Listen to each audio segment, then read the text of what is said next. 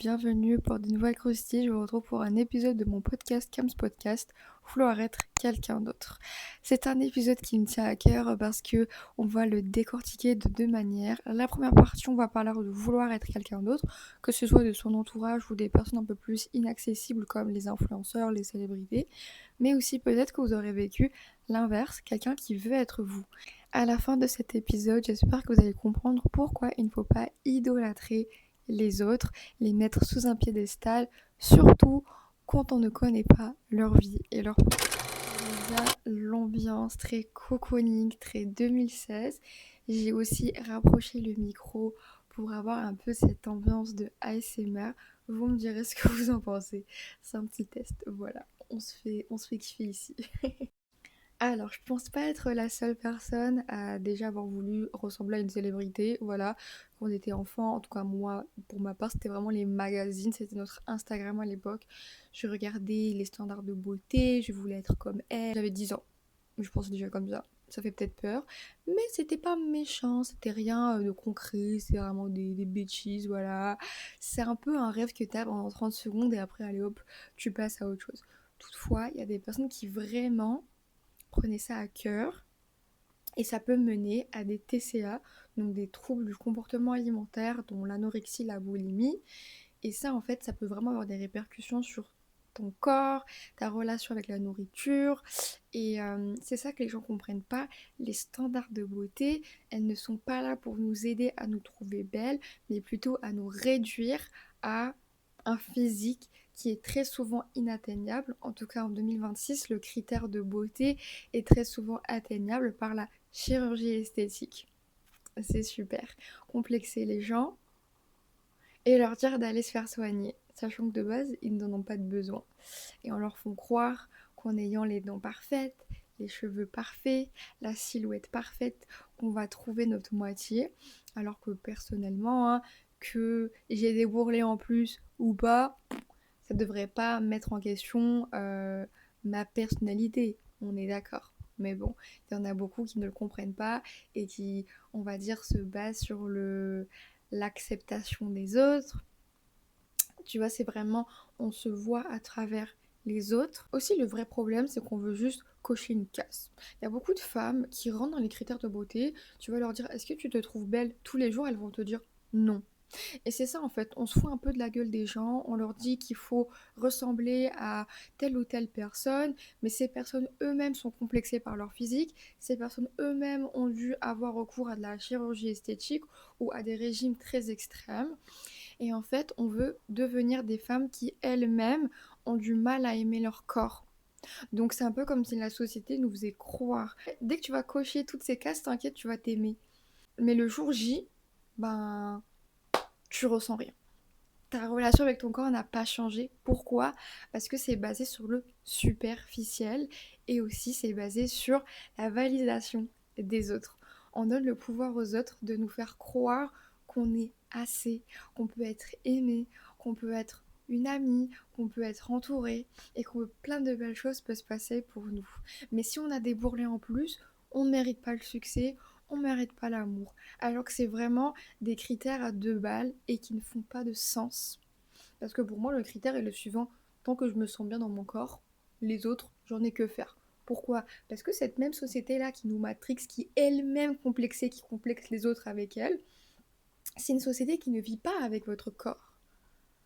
Demain, t'es maigre, on te dit ouais, t'es trop belle, t'es fraîche, t'as perdu 20 kilos. Mais est-ce qu'ils étaient là avant, quand t'avais ces 20 kilos de plus?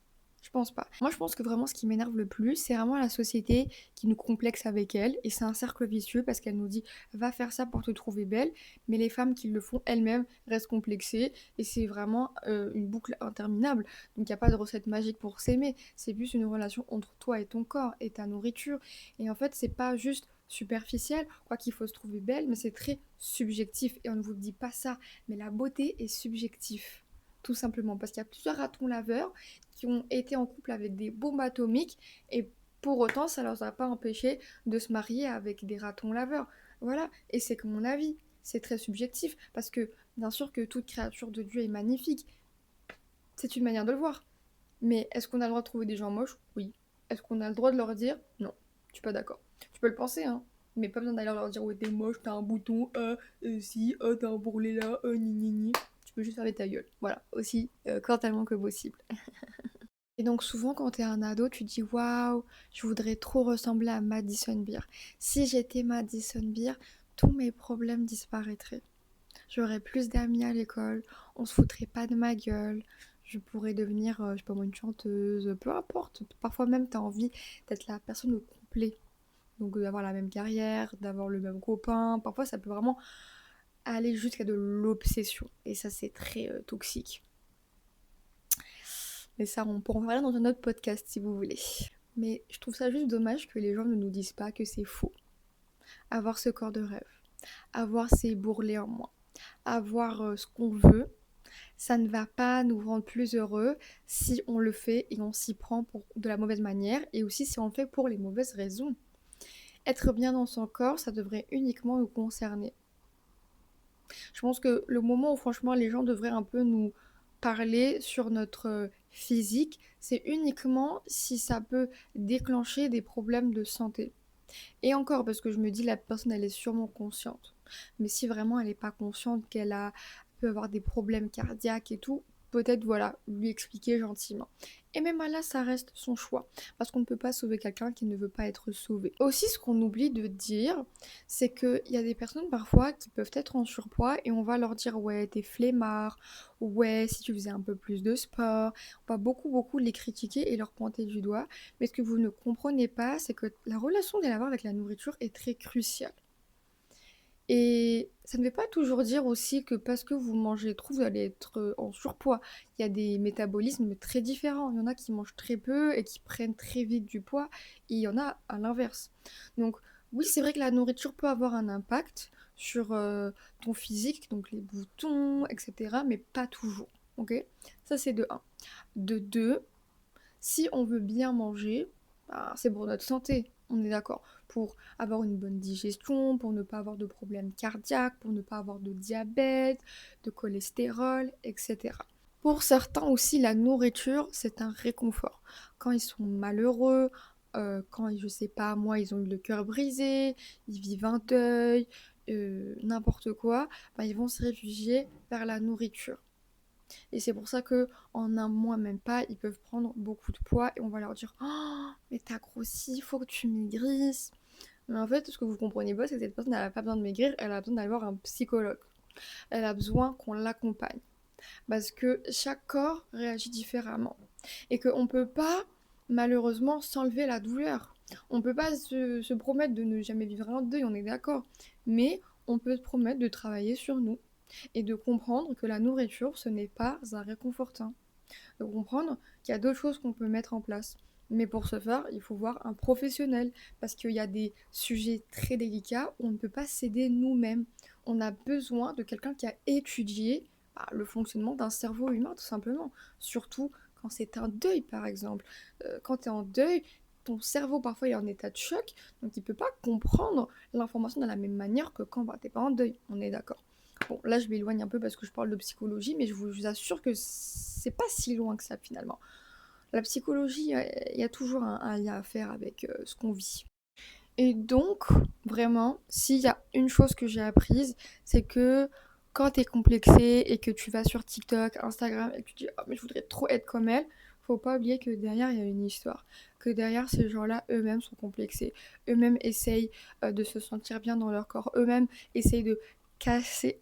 Eux-mêmes essaient de cocher une case pour rentrer dans les critères de beauté. Eux-mêmes veulent se sentir beaux ou belles. Eux-mêmes veulent être aimés. Ainsi de suite. C'est un cercle vicieux. Et en fait, à la place de vouloir être quelqu'un d'autre qui elle-même n'a pas ce que tu recherches finalement, parce qu'elle-même, elle a ce besoin d'être aimée, elle a ce besoin d'être validée, bah, faudrait peut-être travailler un peu plus sur sa relation avec son corps. Mais ça, on ne nous le dit pas, parce que sinon, ce serait trop facile. Et aussi, je me suis surprise à être sur Instagram parfois et à regarder des corps de meufs et à me dire oh, je veux ce corps de rêve. Et après, je me renseigne et je me remarque que cette meuf est sportive. Mais pas moi. Donc c'est un peu ironique de vouloir un corps d'athlète quand moi de mon côté je fais que scroller sur TikTok. Et après tu te demandes pourquoi est-ce que t'as pas son corps. À un moment donné, il y a des personnes qui travaillent pour. Et non, je parle pas de personnes qui ont eu recours à de la chirurgie esthétique, parce que ça, c'est différent. Mais vraiment, déjà, on peut pas se comparer à des athlètes, parce que eux, c'est toute leur vie, le sport. Et deuxièmement, chacun son corps, chacun son métabolisme, et aussi chacun ses résultats, dans le sens où c'est bien d'avoir un objectif, mais n'oubliez pas que votre corps est différent. Donc restez réaliste et restez gentil avec votre corps. Ok, t'as pas les mêmes cuisses qu'elle, mais tes cuisses, elles te permettent de courir, de marcher, de faire du sport. Donc à un moment donné, je trouve que parfois on prend notre corps beaucoup trop pour acquis. Aussi, il y a des jours où tu vas te réveiller le matin et tu vas te trouver hyper chum. Tu vas trouver ton ventre hyper ballonné. Tu vas te trouver hyper dégueulasse. Et c'est ok. Faut juste pas être méchant envers soi-même. Voilà, très important. J'ai éteint la bougie parce qu'elle me donnait mal à la tête. Je sais pas si vous l'entendiez, j'espère que non. Mais franchement, elle faisait énormément de bruit. En mode tu veux réveiller tout le village. Bref. Nous sommes déjà arrivés à la deuxième partie de cet épisode. On va parler d'une petite histoire qui m'est arrivée il y a quelques années déjà. Donc on va appeler la fille qui me jalousait, on va dire Lola. Donc en gros, moi de base, j'étais pas amie avec Lola, mais plutôt avec ses potes. Et justement, vu que je traînais avec ses amis, ça faisait en sorte que parfois je pouvais la croiser. Et je vous dis bien, à chaque fois que je parlais, que je faisais des blagues ou autre, elle me regardait d'une manière, j'avais l'impression qu'elle me faisait comprendre que je ne devais pas être là, que ma présence n'était pas demandée et que littéralement il fallait que je ferme ma gueule. Et moi ça me mettait vraiment mal à l'aise parce que de base j'étais pas là pour elle mais pour ses potes et je savais pas où me mettre. Donc franchement je comprenais pas pourquoi cette meuf me détestait parce que je lui parlais pas tout simplement et que j'étais juste pote avec ses potes. C'est tout. Et la fille vraiment elle faisait des crises de jalousie. Franchement, elle était pas de repos. Et un jour, elle m'a un peu confié que, en fait, elle me détestait pas et qu'elle me jalousait et qu'elle voulait être comme moi. Et j'étais vraiment choquée et j'étais un petit peu en mode genre, quoi? Depuis quand est-ce que tu veux être comme moi alors que depuis le début, tu me fais comprendre en fait que tu m'aimes pas et que limite, tu me détestes. Et c'est là où je me suis dit, ah d'accord, ça en dit long sur les crises de jalousie et sur la manière dont tu réagissais avec tes potes. Parce qu'en fait, de ce que j'ai compris, elle avait peur que je lui vole ses amis. Alors que moi, je suis là pour voler les amis de personne, en fait. Genre vraiment, je pense qu'on peut tous être amis avec tout le monde en même temps. En fait, j'étais vraiment dans le point d'interrogation. Parce qu'à ce moment-là de ma vie, je vivais des choses qui faisaient en sorte que moi-même, je ne voulais pas être dans ma vie. Moi-même, je voulais pas être dans ma tête. Et donc je me dis déjà, meuf, t'as aucune idée de ce que t'es en train de demander là. Genre, t'es sûre tu veux être moi? J'ai questionné et je me suis dit, faut jamais vouloir être quelqu'un dont on ne connaît pas les épreuves. Tout simplement. Donc peut-être qu'il y avait des choses qu'elle a vues en moi qu'elle aimait bien et qu'elle se disait, ah, je veux être plus comme Camélia parce qu'elle fait ça, ça, ça. Ok, pourquoi pas, tu vois, je trouve qu'il n'y a pas de mal à avoir ses copines et à se dire, ouais, je voudrais être plus gentille comme elle, je voudrais être plus courageuse comme elle. Mais là, à envier la personne et littéralement à se sentir menacé par la présence de quelqu'un d'autre, Orti, franchement, non, change de vœu, vraiment. Donc, de cette story time, j'ai compris qu'il fallait être content d'être soi-même et qu'il fallait jamais vouloir être quelqu'un d'autre que soi-même parce que chacun vit ses épreuves et qu'on ne sait jamais réellement ce que les gens ils sont en train de vivre et qu'on peut vouloir un corps de rêve mais ça veut aussi dire les problèmes qui viennent avec comme les complexes, les insécurités, tout ci tout ça en fait c'est un lot. On doit tout prendre, le beau et le moche. Et une fois qu'on comprend, c'est là où on se dit ah finalement never mind. Et c'est déjà la fin de cet épisode. Écoutez, ça m'a fait plaisir de vous parler aujourd'hui d'un sujet qui est important. Soyez vous. Je sais que c'est pas toujours facile. Il y a des jours où on veut être quelqu'un d'autre. Toutefois, cela a un prix. Et aussi, si vous êtes qui vous êtes, ce n'est pas pour rien. Ça veut dire qu'on a besoin de quelqu'un comme vous dans ce monde. Je voudrais bien vous lire. Dites-moi ce que vous en pensez de ce sujet, si vous avez des histoires à nous partager en commentaire. Et moi, je vous dis à très bientôt pour de nouvelles croustilles. Bisous!